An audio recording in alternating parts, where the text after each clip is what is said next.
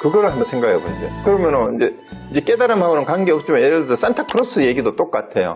왜 산타크로스 할아버지가 굴뚝을 타고 선물을 가지고 온다고 애들한테 얘기를 해줬을까? 그게 어떤 유용성이 있길래 가짜인 줄 다 알면서도 어른들은 지금도 크리스마스가 되면 애들한테 그런 얘기를 해주면서 선물을 주냐 이 말이에요. 어쩌면은 그런 내용하고 유사할 수도 있어요. 이 가짜라 다 가짜라 하더라도. 근데 물론 다 가짜는 아니고 나름대로의 그 모티브 같은 건 어디서 있을 수는 있죠. 자, 어쨌든 그랬어요.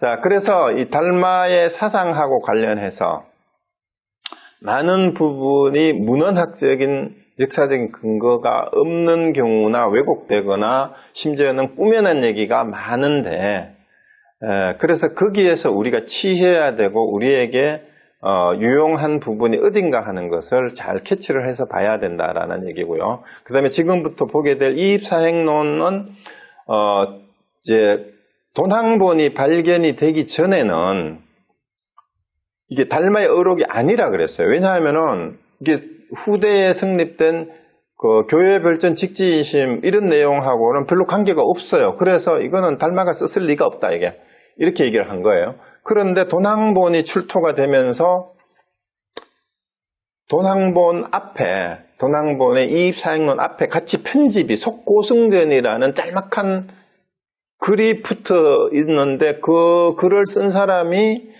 담림이라고 하는 달마의 제자래요. 그 담림은 실제 역사적 인물로 기록이 많이 있어요. 그 이 사람이 여러 가지 이제 책도 쓰고 해설도 하고 이제 기록을 남긴 사람이에요. 그런데 여기 이입사행론은 속고승전에도 실려 있는데 속고승전에는 여기에 달마의 소전이 없고 이입사행론만 실려 있었어요. 그러니까 속고승전이 옛날에 먼저 출판이 됐거든. 돈항본이 나오기 전에. 그 속고승전에 이입사행론만 실려 있으니까 이거는 달마의 저서가 아니고 나중에 뭔가 다른 사람 글을 끼워 넣은 거다라고 이렇게 이제 문헌학자들이 얘기를 많이 했는데 돈항본에 담림이 적은 달마 소전과 함께 같이 편집이 되어 있는 내용이 이입사행론이 달마의 친설이다라고 거의 이제 할 정도의 근거가 달마 소전에 같이 실려 있어요. 그래서 이제 돈항본 이후에는 이게 달마가 직접 얘기한 게 맞다라고 학계에서 인정하는 분위기로 갔는데 여전히 나중에 후대에 이거는 갖다 끼워 넣은 거다. 친설이 아니다. 달마 사상과 그 손대 성사상이 완전 다르다. 이런 논쟁이 지금도 끊이지 않고 어떤 사람은 이제 이게 근거가 맞다 아니다 하는데 여기서 또 하나 자 후대에 선사상이 특히 가나선 위주로 이제 중국 선종이 재편되는 과정에서 달마 자체에 대해서 후대에 꾸며져요. 그러면 이 이입사행론의 내용이 실제 달마의 내용일 수 있어요. 달마가 얘기한 것일 수 있고 왜냐하면은 벽을 보고 묵조선을 했던 사람이고 또 달마는 초기 선종을 중국에서 무슨 종이라 불렀어요? 능가종이라고 불렀어요. 능가종. 그 능가경을 전했다 그래요. 능가경을. 해가한테 능가경이라는 경전을 같이 전했대. 그러면 선종의 조사가 경전을 이조 해가한테 전했다라는 얘기가 벌써 앞뒤가 안 맞잖아. 후조 교회별전이라는 말을 하려고 하면. 교회별전이라는 말은 달마나 해가 당시에는 없었어요. 심지어는 해능까지도 없었어요. 근데 당대 후기 송대에 와서 교회별전 분립문자가 그때 종지로 확립된 것 뿐이에요.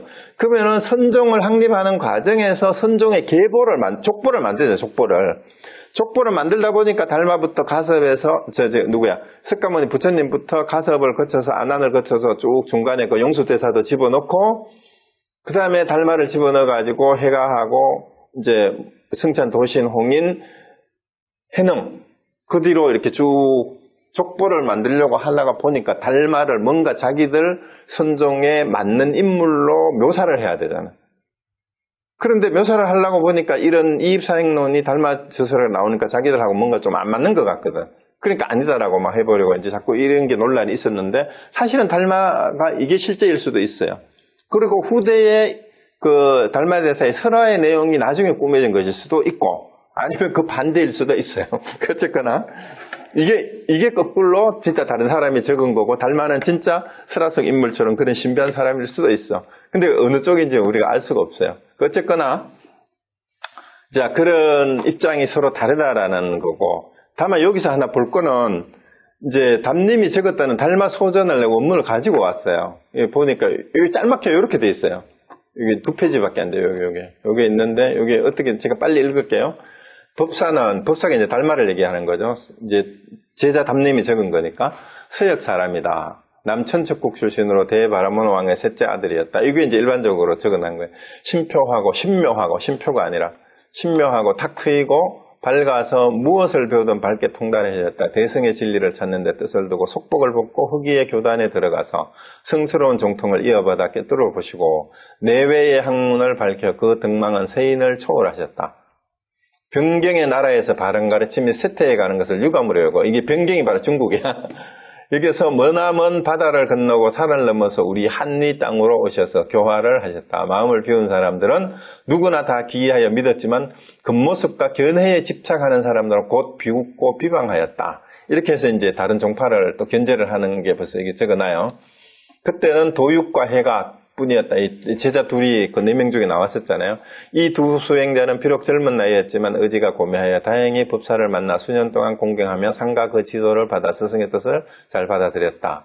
법사는 그들의 정성에 감심하여 진실로 일렀다. 이것은 이와 같이 안심하라.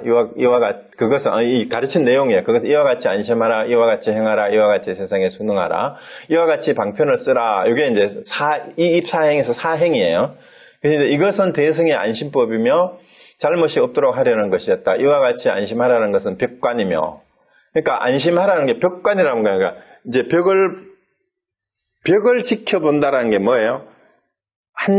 했던 것도 내세우지 말고 꽉 막혔잖아. 모든 것을 다 철폐하고 마음을 오직 하나에 집중을 해서, 이게 벽관이에요. 그렇게 이제 이와 같이 행하라는 것은 4가지 행동이고, 이와 같이 세상에 순응하라는 것은 비방하고 싫어하는 것을 지키고 막는 것이며, 이와 같이 방편을 쓰라는 것은 거기에 집착하지, 특정 방편에 집착하지 말라는 거예요. 이상 간략하게 유래를 기록하고 상세한 뜻은 뒤에 본문에 미룬, 이 본문이 바로 이입사행론이에요. 그러니까 요게 도낭에서 출토가 되고 나서 이입사행론이 달마의 직접 제자라고 하고 이입사행의 내용을 이렇게 적어놨으니까 맞는 것 같다라고 이제 또 이제 도낭본을 보고는 사람들이 전부 다 달마의 친설이 맞다라고 또 다수가 이쪽으로 돌아섰는데, 또 최근에 그래도 이거는 아니다라고 하는 또 사람들이 있어요. 근데 어쨌든 이입사행의 내용은 요거예요. 이입은 2가지 들어가는 방편이라는 뜻입니다. 2가지. 깨달음으로 들어가는 2가지 길이라는 뜻이에요. 이입. 그 다음 4가지 행동은 4가지 실천 지침이라는 뜻입니다. 4가지 실천, 4가지 행동 이런 뜻이에요. 그래서 2가지 방편이 뭐냐 하면은 이치로 들어가는 거고 행동으로 들어가는 거. 이게 2개예요. 그러니까 교리를 통해서 깨달음으로 들어가는 법이 있고, 실천, 수행을 통해서 들어가는 방법이 있다. 그러니까 이게 위입이 교종의 내용이고 행입이 선종의 내용이에요. 그래서 선교 일치적 관점을 보여주는 게 바로 이입사행론의 입장이죠. 여기까지 논리적으로 아무 문제가 없죠. 이치를 깨달아서 진리로, 깨달음으로 들어가고, 수행을 통해서 깨달음으로 들어간다. 근데 이치로 들어가는 법은 이제 교리를 배우는 거고, 경전을 공부하는 거고, 행입은 뭐냐? 행입 가운데는 4가지 실천하는 방법이 있는데, 그게 보원행, 수연행, 무소구행, 칭법행이다라고 이 4개를 설명하는 내용이에요. 그러면 이제 본문을 한번 봅시다. 어떤 내용인가? 자, 진리에 이르는 길은 많지만 요약하면 2가지를 벗어나지 않는다. 하나는 이치로 도에 들어가는 거고, 또 하나는 행입, 실천으로 도에 들어가는 거다. 아니면 수행으로 해도 돼. 수행으로. 그 이입이란 경전의 가르침에 의지해서 본질을 알고, 이게 자교 5종이라 합니다. 그 한자로 적어놓은 게 자가 의지하다, 참고하다 이런 뜻이에요. 그러니까 가르침에 의지해서 이 말이죠. 가르침에 의지해서 종지를 오자가 깨닫는다는 뜻이잖아요. 그러니까 교리에 가르침에 의지해서 종지를 깨닫는다. 이게 자교 5종이에요. 그러니까 경전의 가르침에 의해서 본질을 알고 이렇게 번역했는데, 종지를 깨닫고 이렇게 해석하면 더 이해하기 더 쉬울 것 같아요. 그렇게 번역을 해야 되겠네. 정죄를 깨닫고 살아있는 모든 것들이 똑같은 본성을 지니고 있음. 이게 일체 모든 게 다 동일진성이라는 거예요. 이걸 믿는 것이다. 이게 이치로 이렇게 믿어야 된다는 거예요. 이치로. 이게 교리의 가르침이에요.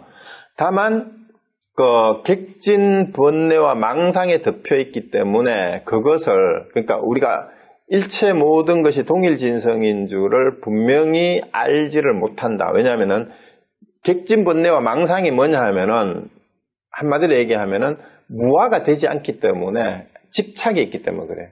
그래서 만약 망상을 버리고 집중하여 벽과 같이 지켜보면 이게 벽관이에요.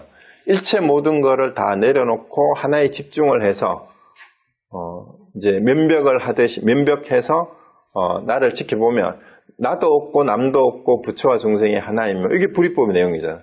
굳게 머물러 흔들림이 없어 다시 경전에 따르지 않아도 말없이 이치와 더불어 하나가 된다. 자, 이렇게 벽관을 하면 이제 참선을 하면 이 말이에요. 너와 나가 없고 부처와 중생도 둘이 아니고 이렇게 그래서 흔들림이 없어서 말 없이 특별히 교리 공부를 하지 않아도 이것이 익으면은 이치의 내용이 결국은 그 내용이니까 이거 하나가 된다라는 거예요. 그래서 분별도 없고 적연하여 인위적으로 할 것도 없다. 그것을 이입이라고 한다. 이게 이제 이치로 깨달아 들어가는 방법이 벽관까지 여기 포함이 돼요. 벽관까지. 참선하는 것까지 심지어. 그런데 그 다음에 봅시다. 이게 이제 본문 내용이에요. 그대로 이어지는 내용. 행입의 네 가지를 사행이라고 부르는데 그 네 가지는 첫째 보온행. 보온행은 원망하는 것을 어떻게 갚을까? 내가 원망하고 미워하고 싫어하고 억울해하는 게 있는데 우리가 살다가 보면 거기에 대응하는 실천 수행을 어떻게 할 것인가? 수연행은 인연을 어떻게 따라야 되는가? 무소구행은 구함이 없는 행위예요. 아무것도 구하지 않는 거. 칭법행은 칭은 칭하다라는 말에 여기서 의지하다라는 뜻이에요. 의지해서.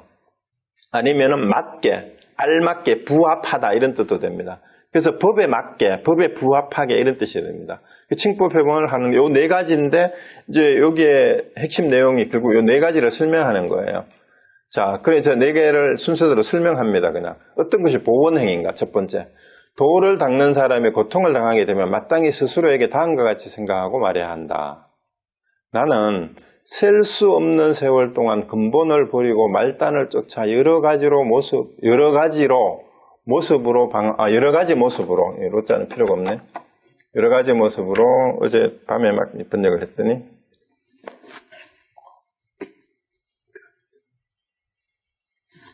여러 가지 모습으로 방황하면서 원망하고 미워하는 마음을 많이 일으키고 수없이 위해를 저질렀다. 지금 비록 아무런 잘못도 저지르지 않았지만 나의 과거의 잘못으로 벌을 받고 있다. 나쁜 업의 결과가 어떻게 이루어질지 어떤 신이나 인간도 미리 예견할 수 없다. 마음속으로 달게 받아들여 원망하고 하소연하지 않으리라. 경에 이르기를 고통을 당하더라도 근심하지 말라. 왜냐하면 그것은 사리에 맞기 때문이다. 고 했다. 이러한 마음을 일으킬 때 이치에 상응하게 되어 억울함을 받아들이고 도에 나아가게 된다. 그리하여 보온행을 설하는 것이다. 자, 여기 내용을 보면 얼핏 읽으면은 지금 현재의 고통이 과거의 업 때문에 그렇다 얘기를 하면 이것도 그럼 윤회설 인정하는 거 아닙니까? 또 이렇게 얘기를 해요. 자, 제가 얘기를 수차례 했어요. 윤회는 누구한테 있어요? 중생들한테는 윤회가 있어요. 뭐가 윤회입니까? 무명으로 인해서 행식, 그 다음에 유깁촉수, 애치를 끊임없이 마음으로 하는 게 바로 윤회하는 모습이에요. 그럼 지금 내 마음이 괴로운 거는 지금까지 살아오면서 끊임없이 그 깨닫지 못한 무명으로 가려진 것으로 인해서 행식, 유깁촉수, 애치를 끊임없이 해오고 있잖아요. 유생사하는 거를. 그래서 이 셀 수 없는 세월 동안을 전생이라 생각하지 말고 지금 여러분이 어디 아픈 데가 있어요? 그래서 건강이 안 좋은 분 계세요? 자, 그러면 건강이 안 좋은데 갑자기 그 병이 왔겠냐고. 지금까지 살아오면서 있었던 생활 습관이 됐든 사고를 당했든 밥을 잘못 먹었든 운동을 잘못했든 운동을 안 했든 이런 것들이 셀 수 없는 세월 동안이니까 지금까지 살아오면서 정말 중요한 게 뭔지 모르고 건강을 예를 들면은 건강하게 안 하고 이것저것 욕심내고 먹고 싶은 거 먹고 하고 싶은 거 하고 그 다음에 무리하고 제대로 조절을 안 해주니까 결국 뭐예요? 그 고통이 결과로 몸으로 온 것처럼 심리적으로 마음의 고통이 원망하고 미워하고 억울해하는 마음이 있는 것도 결국은 뭐예요? 지금까지 살아오면서 자기가 살아왔던 방식과 저질렀던 모든 은행과 행동들이 쌓이고 상대적으로 그래서 지금 현재 이렇게 괴로운 마음이 있다 이거예요. 이거는 연기설이에요. 그러면 여러 가지 조건의 인연화합으로 인해서 지금 현재 나의 상태가 여기까지 온 거예요. 나의 육체의 상태가 됐든 마음의 상태가 됐든 그 얘기를 하는 겁니다. 그냥. 그러니까 현상계에서 일어나는 거는 인과를 부정할 수 없어요. 그래서 소화휘위해를 내가 스스로가 내 스스로에게 해로운 짓을 계속 했잖아요. 그 몸의 건강이든 정신 건강이든 사회적으로 뭐 위해를 받는 거든 이게 자기 잘못한 거죠. 그게 결과적으로 지금 현재 나의 괴로움을 가지고 온 거예요. 고통은. 그런데 오늘 지금 여기에서는 내가 아무 잘못을 저지르지 않는데 왜 지금 괴로우냐. 그건 옛날부터 살아온 게 쌓여가지고 그런 거라는 그 얘기예요. 지금 비록 아무런 잘못도 저지르지 않았지만 나의 과거의 잘못으로 벌을 받고 있다. 이거를 윤회설을 받아들인다라고 생각하지 말고 현실에 내가 몸뚱이를 가지고 살아오면서 마음으로 말로 몸으로 해왔던 모든 나의 생활의 결과가 지금 현재 나의 이 모습이에요. 내가 알고 했든 모르고 했든. 그러니까 그 잘못의 벌이 지금 현재 나의 고통이라. 이건 뭐 당연한 얘기잖아요. 사실 이거는 부정할 수 없어요. 나쁜 업의 결과가 어떻게 이루어질 것인지 어떤 신이나 인간도 미리 예견할 수 없다. 근데 이 결과가 어떤 상황을 만들지 알 수가 없어요. 왜? 예를 들어서 내가 평소에 운동을 안 해가지고 무릎이 발목이 약해져 있는데 한 일도 없는데 계단 내려가다가 무릎이 힘이 빠져가지고 휙 뒹굴어가지고 죽을 수도 있어요. 아니면 운전하다가 그런 사고가 나면은 남을 박아서 죽일 수도 있어. 그러니까 이거는 알 수 없어요. 그걸 어떻게 알아요? 신이나 인간이. 그러니까 뭐예요?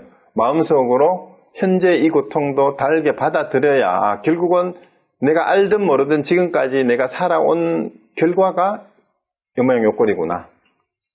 그렇게 받아들이면 남을 원망하고 세상을 탓하고 할 이유가 전혀 없다는 거예요. 그러니까 원망하고 하소연하지 않으리라. 보원이 뭐냐 하면은 그래서 원망하고 미워하고 억울함이 있거든 이렇게 받아들여라 이 말이에요. 그게 보원 행위예요. 그래서 경에 이르기를 고통을 당하더라도 근심하지 말라. 왜냐? 그것은 사리에 맞다. 뭐가 사리에 지금 앞에 얘기한 게 그대로가 사리에 맞잖아요. 딱. 어떻게 피해갈 수 거짓말 할 수 없어요. 아니면 자기가 모르고 했던 뭔가 실수가 있었기 때문에 그런 거예요. 그래서 이러한 마음을 일으킬 때 지금 현재의 나의 상태를 100% 긍정하고 오히려 받아들일 수 있어요. 그래서 남을 원망하지 않고 지금부터 새 출발할 수 있어요. 그래서 이러한 마음을 일으킬 때 이치에 상응하게 되어 억울함을 받아들이고 도에 나아가요. 자, 그래서 이걸 완전히 인정했을 때 진짜 진리로 갈 수가 있어요. 왜? 지금 현재 나의 상태를 100% 인정하지 않으면요. 더 나은 삶을 기대할 수 없어요. 자꾸 그걸 변명하고 부정하고 나 안 그래 아니야. 부정할 수가 없잖아요. 근데 이거를 그냥 무조건 인정했을 때 인정하라는 얘기는 세상과 타협하라는 얘기야. 내가 현재 처해져 있는 내 상황을 100% 객관적으로 이해를 하고 그걸 그대로 받아들이라는 거예요. 아, 이건 아니야. 나는 도저히 받아들일 수 없어. 자기 상황이 그런데 받아들이고 안 받아들이고 하고 아무 관계없지. 근데 사람들은 못 받아들여가지고 그거를 자꾸 스트레스 받고 고민을 하고 이거를 막 남을 원망하고 심지어는 막 미워하고 죽이려고 하고 이런 마음을 쓴다 이 말이에요. 그러니까 하다가 원망할 게 없으면 뭘 원망해요? 조상 몇 자리까지 탓한 거야 이제. 그래가 무당한테 가고 이상한 그런 짓을 한다 이 말이지. 그따위 짓을 하지 말아라 이 말이에요. 그런 겁니다. 그래야 지금부터 원망하고 억울한 마음을 어떻게 거기에 대해서 갚는가 하는 마음을 분명히 해야만 원망하고 미워하는 마음을 없애야만 내 마음이 편안해질 수가 있어요. 내가 남을 원망하고 미워하고 억울해하면은 우리 요즘은 현대의학에서도 몸속에서 나쁜 호르몬이 독소가 나온다 그러잖아요. 그 자기 건강을 해치고 스트레스가 돼요. 그래서 그거를 내가 실제 건강이 안 좋고 몸이 아프고 뭔가 상처가 있더라도 그걸 그냥 받아들여야 돼요. 아, 내가 병이 있구나. 그렇지만 이 병이 있는 것도 설사 내가 암에 걸렸다 하더라도 뭐 내가 생활 방식을 잘못했고 음식을 잘못 먹었던 뭘 건강관리를 잘못해서 그러니까 뭐 걸린 걸 어떡하겠어. 더 나아지는 방법이 있으면 그걸 찾아서 행할 뿐 내가 왜 걸렸느냐에 대해서 원망할 필요는 없다라는 거예요. 이미 걸렸기 때문에. 그러면은 그런 사람이 암을 치료하고 극복할 가능성이 높겠어요. 아니면은 내가 도저히 못 받아들여. 내가 어떻게 하다가 내가 암이 걸려. 내가 어떻게 살았는데. 이렇게 얘기하면은 암은 더 악화가 돼요. 그래서 정신적으로도 마찬가지라는. 그래서 보원행위 진짜 중요해요. 그래서 미워하고 원망하지 않고 그거를 현재 상황을 100% 받아들이고 어떤 어려움이 됐든. 그러니까 이거를 거꾸로 이렇게 생각하시면 안 돼요. 남들이 그런 어려움에 처한 거를 저놈이 그렇게 했기 때문에 니 꼬라지가 뭐 당연한 거지. 그 가보고 어디 가겠어? 이렇게 하라는 얘기가 아니에요. 지금 어려움에 처한 사람은 우리가 도와줄 수 있는 걸 도와줘야 돼요. 내가 본인이 스스로 나의 상황을 100% 인지하고 있는 그대로 받아들이고 인정을 해야 된다는 거죠. 그랬을 때 개선의 가능성이 있다는 그 얘기예요. 남한테 이거를 하려고 해서는 안 됩니다. 자, 그 다음에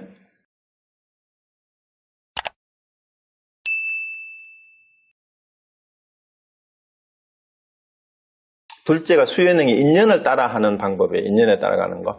중생은 실체가 없다. 이게 무아사상이죠. 인연에 따라 업을 짓고 움직인다. 고통이나 중생이 실체가 없다는 말이에요. 원문이 중생무아예요. 중생무아. 그러니까 고통이나 즐거움을 받는 것도 모두 인연에 따라 일어나는 거다. 그러니까 이제 앞에 대한 보충 설명을 했어요. 인기법의 내용이죠. 즐거움이든 고통이든 자기가 지은 업에 따라서 연기법에 의해서 인과적으로 그건 분명히 드러나는 겁니다. 근데 실체는 본래 진리의 세계는 연기법하고 관계가 없는 거예요. 이게 현상계만 연기법이 이제 보원행위 됐든 수연행위 됐든 우리가 몸뚱이를 가지고 살아가야 되니까 연기법이 통하는 현상계의 인과의 도리를 알아야 되고 그걸 어떻게 받아들이고 이해해야 되냐를 지금 얘기하는 거예요. 그래서 고통이나 즐거움 받는 거 모두 인연에 따라 일어나는 거다. 만일 훌륭한 보상이나 영예를 얻더라도 그것은 우리가 과거에 행하는 원인에 감응하여 지금 얻는 것이다. 그러니까 이거는 좋은 일이 있어도 그렇다는 거예요. 나쁜 일도 그렇고. 그러니까 인연이 닿으면 물어 돌아간다. 그러니까 좋고 자기가 현재 잘 나간다고 자만심 가지고 뭐 자기가 잘났다고 생각하지 말라는 얘기예요.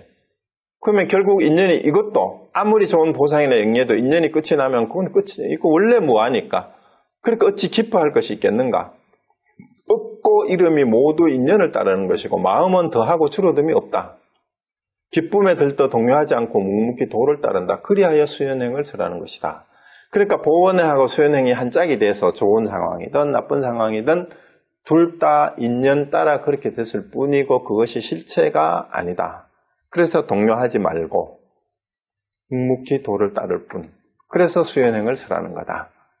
그 다음에 무소구행. 세상 사람들은 늘 미망에 사로잡혀 곳곳에 탐하고 집착하면서 바라고 구한다. 소구가 뭐예요? 구하는 행이 없는, 구함이 없는 행이라는 뜻이에요. 그래서 늘 우리는 뭔가 원하고 바라요. 그러나 지혜로운 사람은 진리에 깨어있어 이치가 속인들과 반대다. 마음을 편히하고 함이 없으며 무의란 뜻이죠. 몸은 운의 흐름에 따른다. 몸도 모든 존재는 공화하여 즐겨 바랄 바가 없으며 공덕과 흑암이 항상 공덕과 흑암은 제 경전에 나오는 얘기죠. 그러니까 흑암과 흑암녀와 공덕녀가 자매간인데 동전의 양면처럼 항상 같이 다닌다. 옛날 그 경전에 우리 기초교리 할 때도 이게 나왔죠. 아주 아름답고 이쁜 공덕녀가 이제 문을 두드려 가지고 자기 집에 들어오기를 원하니까 맞아 드리려고 하니까 흑암이 금방 흑암녀가 따라와가지고 나도 같이 들어간다 하니까 너는 들어오지 마라. 막 냄새도 나고 지저분하고 못생기고 와야 되니까. 그러니까 공덕녀가 그러죠. 저 흑암녀는 나하고 쌍둥이인데 둘이 항상 붙어야 다녀야 되고 흑암녀가 안 들어가면 나도 못 들어갑니다. 이렇게 얘기했잖아요. 그 얘기예요. 그러니까 항상 음양이 공덕과 흑암이 그 다음에 그 괴로움과 이제 즐거움이 고락이 항상 함께 하는 거예요. 선악이 항상 함께 하는 거죠. 상계는, 그러니까 욕계, 색계, 무색계죠. 우리가 사는 모든 세상이에요. 인간이 이제 욕망의 세계가 됐든 형상의 세계가 됐든 형상이 없는 세계가 됐든 다 불타는 집 속에 있는 것과 같다. 이거는 법화경에서도 봤잖아요. 몸이 있으면 다 고통이 있다. 자, 이 얘기를 그냥 아주 실전적으로 받아들여야 돼요. 몸이 있으면 부처님도 고통을 벗어갈 수 없었어요. 실제로 그랬어요. 그죠? 부처님도 늙었고 나중에 썩은 돼지고기로 한 죽을 드시고 배탈 나가지고 돌아가셨잖아요. 그럼 그 고통이 없었겠어요? 몸이 있으면 다 고통이 있다. 누가 편할 수 있겠는가? 몸이 있으면 편할 수가 없어요. 몸을 따라가면은. 이 자리를 완전히 통달하면 이 자리가 뭐예요? 몸이 있으면 다 고통이 있고 아무도 편할 수가 없다. 그리고 항상 흑암이, 공덕이, 명암이 항상 함께 있다라는 그거를 알게 되면 모든 존재에서 생각을 그치고 보하는 것입니다. 그러니까 알고 보니까 따로 구해야 될 게 없다라는 거죠. 그러니까 경에 이르기를 구함이 있으면 모두 괴로움이며 구함이 없으면 곧 즐거움이다. 왜? 이게 이제 초기 불교에서 8고 가운데 하나가 뭐예요? 생로병사에다가 애별리고 원증해고의 7번째가 뭡니까? 구부득고잖아요. 구하나 얻지 못하는 괴로움. 구함이 있으면 모두 괴로운 거예요. 근데 구함이 없으면 곧 즐거움이다고 했다. 구할 것이 없다는 것을 알면 참으로 행하는 것이다. 구할 게 원래 없어요. 그게 도를 행하는 거다라는 얘기죠. 도조차도 사실은 구할 게 없어요. 그게 도를 행하는 거예요. 자, 그 다음에 이제 마지막입니다. 칭법행. 자, 그러면 본성이 깨끗하다는 이치를 법이라고 하는데, 법, 진리, 여기 가르침. 여기서는 진리의 다른 뜻이라고 해도 돼요. 이때 법은. 본성은 원래 깨끗하다는 거예요. 본래 깨끗하다. 이게 더러움의 반대말이 아니에요. 본성이 원래 깨끗하다는 이치가 법이라 하는데, 이 이치는 모든 상은 다 공이라는 것이다. 물듬도 없고 집착도 없으며 이것도 저것도 없다. 경에 이르기를 법에는 중생이 없는데 유마경에도 중생은 본래 없다는 얘기가 있었잖아요. 중생이라고 하는 허물을 떠나 있기 때문이다. 왜? 중생이 없는 이유, 진리에 중생이 없는 이유는 중생이라고 하는 때예요. 중생이라고 하는 때가 뭐냐? 중생이라는 상일 뿐이야. 우리가 스스로가 중생이다라고 하는 생각일 뿐이에요. 생각. 중생이라고 하는 허물, 번뇌, 생각 때 그걸 하고 관계가 없다는 거예요. 법은, 진리는. 법에는 내가 있다는 것도 없다. 이거 뭐하죠? 나라고 하는 허물을 떠나 있기 때문이다. 요 내용도 초기 불교에서 반야 사상에까지 일관되는 내용이잖아요. 유마경에서도 했고. 그러니까 지혜로운 사람이 이 이치를 믿어 알면 반드시 법에 맞게 행한다. 법에 맞게 행하는 게 징법행위예요. 그래서 법의 본체는 인색함이 없어 몸과 생명과 재물을 베풀고 보시를 행한다. 그러니까 모든 것이 우리가 몸이 생겨나고 생명이 생겨나고 우리가 먹고 살 수 있는 재물이 생기고 하는 게 전부 사실은 법에서 나온 거예요. 그게. 그래서 마음에 아끼는 것도 후회하는, 마음 자체에는, 마음의 본체는 아끼는 것도 후회할 것도 없대요. 주고 주는 자, 받는 자, 주는 것 세 가지가 다 비어 있어. 원래 이 세 가지가 다 깨끗해야 된다 그러잖아요. 보시를 하고 공양을 할 때는 주는 자도 깨끗해야 되고 받는 사람도 깨끗해야 되고 주는 물건도 깨끗해야 되는데 이 세 가지가 다 이게 다 공한 거예요, 사실은. 그래서 치우침도 집착도 없다. 사실은 주고 받을 것도 없다라는 얘기죠. 다만 허물을 없앨 뿐이지 중생을 교화한다는 핑계로. 자, 이 말도 없어요. 중생을 교화한다는 말이 왜 핑계냐? 중생상이 있잖아. 중생상을 가지고 교화한다라고 하면은 그거는 중생을 교화한다는 말 자체가 중생상이 돼버려요. 그래서 상을 취하지도 않는다. 이것은 스스로를 위하여 수행하는 것이지만 또 남을 이롭게 할 수 있으며 깨달음으로 가는 길을 장음할 수 있다. 100% 보시하는 것과 같이 나머지 5가지도 그러하다. 망상을 없애버리기 위하여 6가지 법도를 행하지만 이게 육바라미를 말하는 거예요. 여기서는 이제 보시를 이제 얘기를 했잖아요. 그렇지만 보시부터 얘기해서 인욕지계, 선정, 지혜까지 다 가요. 예, 지계. 그렇지만 행한 바가 없는 것이다. 그러니까 육바라미를 실제로 행하지만 행한 바가 없는 것. 이것을 법에 맞게 행하는 거다라고 하는 거다. 이게 칭법행위라는 거예요. 자, 이게 교리 같아요. 수행자의 수행 도리 같아요, 여러분. 그럼 가나서는 여기서 벗어날까요? 초기 불교는 여기서 벗어날까요? 자, 이입사행론을 보고 형식상으로 이치를 얘기했다고 선사장하고 뭔가 다르기 때문에 이게 선불교의 내용이 아니니까 이거는 달마의 저작이 아닐 것이다. 이렇게 이제 비판을 하는데, 내가 보기에는 초기 불교나 대승불교의 내용이나 선불교나, 저는 가나선은 하두를 타파를 해서 점검을 했으니까 그 내용이나 다를 바가 전혀 없어요. 그 가르침이 여기에서 벗어나는 게 없습니다. 전혀 없어요. 그래서 아까 좀 전에 우리 여기 회장님하고 뭔 얘기를 했나 하면, 회장님 질문이 저한테 개인적인 질문이라도 공부에 도움이 되기 때문에, 어제 무슨 일이 있어서 혹시 화가 나는 일이 있으셨대요. 그런데 이 화가 나는 거를 가나선에서 이목고 하두를 가지고 어떻게 수행하는 방법이 있느냐, 이런 질문을 하셨어요. 그게 굉장히 좋은 질문을 하신 거예요. 그럼 이목고는 경상도 사투리잖아요. 표준 말로는 이것이 무엇인가예요. 이것이 무엇인가. 영어로는 what is this예요. this, 이것은 대명사잖아요. 이 대명사 안에 모든 걸 다 집어넣어도 돼요. 내가 해결해야 되는 과제가. 이게 도대체 왜 이랬지? 이게 뭘까? 그리고 이게 this 대신에 부처를 넣으면 부처가 무엇이냐 되고, 깨달음을 넣으면 깨달음이 무엇이냐 되고, 그 다음에 부모비인생년 본래면목을 넣으면 부모비인생 본래면목이 되고, 아니면 내가 화가 나는 거는 이것이 무엇일까? 왜 화가 날까? 또 화를 내는 놈은 누굴까? 이렇게 하면은 이목구는 화나는 데 적용을 해도 돼요. 그런데 위파사나 하는 사람들은 이거를 이제 이렇게 한다 그래요. 내가 화가 났다. 화나는 걸 알아챈다 그러잖아요. 그러니까 화남이라고 이름 붙이를 한다 그러잖아요. 근데 그거는 사실 별 쓸데가 없어요. 왜 쓸데가 없냐? 화가 나는 걸 알아채면 화가 나는 거를 잠시 지켜볼 수가 있어요. 내가 화가 났구나 하고 알아챈과 동시에 내가 화가 났군 화 하는 사이에 화가 다스려져요. 근데 가나선에서는 거기에서 머물지 않고 화라는 것의 실체가 도대체 뭐냐? 이게 이목고라고. 그 화가 실체가 없어. 그럼 반야사상으로 이해를 하면 화가 실체가 없으니까 화를 내는 것 자체가 내가 웃기는 번뇌망상 착각이구나 이렇게 깨달아 바로 들어가는 거예요. 그러고 화를 내는 놈이 주체가 누구냐? 주체도 알고 보니까 주체가 무화야. 그럼 그것도 없어. 그럼 초기 불교하고 어긋나는 게 있어요. 지금 내가 얘기한 게. 무화를 제대로 알고 현상계의 화라고 하는 현상도 실체가 없고, 그러면 아공 법공이잖아. 그럼 가나선에서도 이것이 무엇이냐? 이목고 했을 때 이것이 바로 뭐다? 라는 걸로 바로 가거든요. 그게 다를 바가 없는데 위파사나 하는 사람, 위파사나가 정통이고 가나선은 뭐 이목고 이상한 거 해가지고 한다 그러는데 그렇지 않아요. 뭐가 그래. 그러면 왜 같으냐? 제가 이제 오늘 갑자기 그 생각이 났어요. 그 질문을 하고 자꾸 대화를 해야 돼. 여러분 컴퓨터 프로그램을 써보면 옛날 버전이 있고 새로운 신번 뉴 버전이, 예를 들어서 이게 워드 프로세서도 그렇잖아. 파워포인트도 그렇고, 옛날 버전에서 되는 기능은 신버전에서는 다 실행이 됩니까? 안 됩니까? 되죠.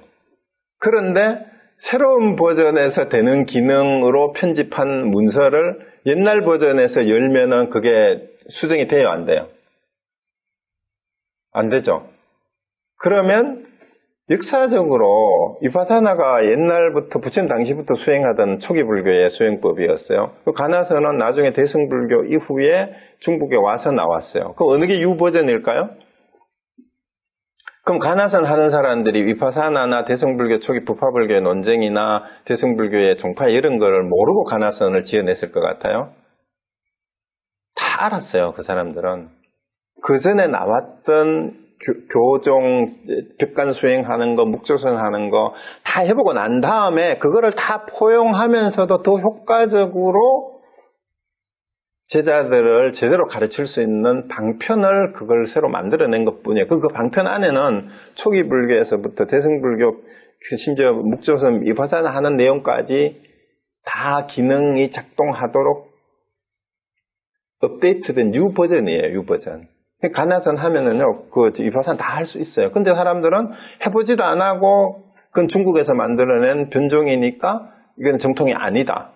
이게 대승불교가 비불설이라고 해서 배척하는 남방불교의 사람들하고 학자들하고 똑같은 거예요. 그거는 컴퓨터 옛날 버전 가지고, 이제 새로운 버전을 다른 회사에서 만들어냈다고 칩시다. 근데 그거는 우리 거 아니야. 저거는 가짜야. 저거는 저게 뭐야, 뭐 표절한 거야, 이러고 막 싸워가지고, 이미 이제 세상에서는 인정이 다 되고 많은 사람들이 다 사용해서 훨씬 더 뛰어나고 좋고 유용한데도 우리가 오리지널이야 하고 구버전을 가지고 옹호하고 있는 거하고 똑같아요. 그거는 새로운 버전이 나오면 새로운 버전의 좋은 기능을 쓰는 게 더 좋아요. 물론 빨리 적응이 안 돼가지고 아유 너무 더 복잡해서 잘 모르겠다 할 수는 있어요. 이제 우리 스마트폰도 더 새로운 기능이 자꾸 추가가 되면 그렇지만 일단 새로운 기능이 추가가 되고 U 버전이 나오면은 뭔가 더 편리하고 더 보완이 된 부분이 있으니까 새로운 버전이 나오는 거예요. 그러면 제가 보기에 가나서는 U 버전이에요. 명상 방법에서. 그럼 그 이전에 있었던 위파사나의 내용을 다 포용해서 위파사나에서 하는 기능을 다 할 수 있어요. 근데 왜 그런 말을 하냐? 내가 해보니까 그래요. 해보니까. 그리고 교리 가나선을 먼저 하고 나니까 경전을 내가 배우지 않은 경전도 이게 제대로 기술했는지 안 했는지 다 보여요. 그게 되더라고요. 그래서 여러분이 이제 제가 이 말씀 드리는 것은 본격적으로 선불교를 이제 공부하는 데로 들어왔어요. 지금까지 이제 지난번에 했던 기초교리는 전체적인 이제 개론이고 유마경은 이제 어쩌면은 본격적인 수행을 하기 위해서 경전에 의지해서 대승불교의 뜻을 알고 워밍업을 했는 거라고 생각합니다. 이론적으로. 근데 이제 달마의 어록부터는 진짜 매 순간 지금 여기를 사는 실천하는 삶을 있는 그대로 깨어서 살고자 하는 사람들이 어떻게 살아야 하는가 실천 지침으로 점철된 내용들이에요. 그렇기 때문에 지금 이 자리에서 정신을 안 차리면 바로 할도 하고 주장자로 때리기도 하고 하는 이유가 생생하게 활발하게 지금 여기의 삶을 부처로서 지금 사는데 엉뚱한 소리하고 뭐 경전 인용하고 그런 것도 쓸데없다. 네가 지금 깨달았느냐 못 깨달았느냐 그게 중요하다. 야 석가모니가 그랬건 말건 달마가 했건 말건 그게 중요한 게 아니고 네가 지금 그 뜻을 알겠냐예요. 네한테 그게 무슨 의미냐 이 말이죠. 나한테. 지금 여기의 삶을 네가 살아냈느냐 네가 바로 온전한 부처라는 거 아느냐 그것만을 일깨워줄 뿐이에요. 그래서 달마의 생애와 이 이입사행론을 보면서 학자들이 이게 달마의 친설이다 아니다 그 쓸데없는 그 밥 먹고 할 일 없으니까 하는 사람들이에요. 그럼 이 내용을 통해서 이게 달마가 썼던 어떤 사람의 가짜로 썼던 이 내용이 우리 깨달음의 삶을 살아내는데 여기에 유용한 게 있냐 없냐 그게 더 중요해요. 그게 있으면 누가 썼든 그게 뭐가 왜 중요해? 그거 중요하지 않아요. 그러면 유명한 진짜 동창의 성인들이 자기가 직접 쓴 책이 있습니까? 없죠. 나중에 제자들이 다 기억해서 구술해가지고 나중에 자기들 편의에 맞게 다 편집하고 짜집게 한 것뿐이에요. 그럼 그 중에도 뭔가 잘못된 논리를 끼어들 수 있어, 편집 과정에. 그럼 그것도 이게 제대로 적었는지 안 적었는지 교정을 해낼 수 있을 정도로 자기 안목이 열린 사람들한테는 그냥 다 참고사항일 뿐이에요. 그래서 제가 원하는 목표는 그거예요.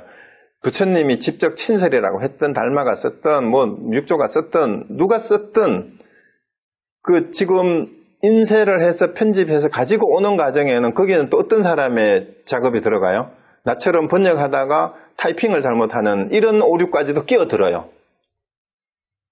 아니면은 인쇄소에 그냥 넘겼을 때는 그 직원은 아무 내용도 모르고 타이핑하다가 잘못 썼는 게 이 교정도 안 보고 그냥 책이 유통이 될 수도 있어요. 그런 것까지도 잡아낼 수 있는 교정할 수 있는 눈까지 갖추려면 자기가 깨달으면 돼요. 그럼 읽다가 보면 이거는 문맥이 안 맞다. 이거는 깨달은 내용하고 관계없이 적는 사람이 잘못 받아 적었거나 아니면 말하는 사람이 실수를 했거나 아니면 실제 석관 부처님이 했다 하더라도 이건 아니다. 이럴 수 있어야 돼요. 왜? 지금 우리 삶에 비춰보니까 아닌 건 아니거든. 그럼 맞는 거는 그냥 맞으면 돼요. 그래서 여러분이 이제 제가 오늘 이 달마를 가지고 와서 이입사행론부터 하는 이유가 이제 달마대사의 출발선에서부터 선종의 서적은 이게 친설이다 아니다의 논쟁이 아직도 진행형인데 거기에 연연해 하지 말고 어쨌든 선종의 주류는 이걸 달마사의 친설이라고 믿고 여기에서 수행을 하는 데에 도움이 되는 부분을 내가 받아들일 뿐이에요. 대부분은 그래요. 그러니까 논쟁은 누가 하느냐? 학자들이 해요. 학자들은 수행자들이 아니에요. 수행자들은 이런 말조차도 하지 않아. 달마대사가 이렇게 말씀하셨다. 이 상면에서 이렇게 말씀해서 이렇게 하면 돼. 이렇게 하면 끝이에요. 그래서 그렇게 하고 있어요. 그래서 혈맥론도 간심론도 선종의 종파 안에서 선사상의 그 가르침을 종지로 받아들이는 사람은 친설로 다 믿어요. 그냥 믿어요. 믿는 자에게 복이 있나니 그렇게 공부를 하고 있습니다. 그러니까 달마의 생애에 대해서든 저자의 진위 여부에 대해서든 중요한 거는 그게 아니다 이 말씀을 드리고요. 이제 다음 번부터 혈맥론을 이제 본문을 검토해 나갈 거예요. 그래서 가능하면 좀 빨리 하고 이제 뭐 시간 되는 대로 뭐 꼭 연도가 바뀐다고 그런 거 아니까 혈맥론하고 간신론도 보고 다 할 필요도 없을 것 같아요. 요약해서 필요한 부분 몇 개 하고 이제 달마대사의 혈맥론 간신론을 본 다음에 보적사의 수신결을 보면 보적사의 수신결은 실제로 그 도노 점수에 대한 내용이 굉장히 내용이 많아요.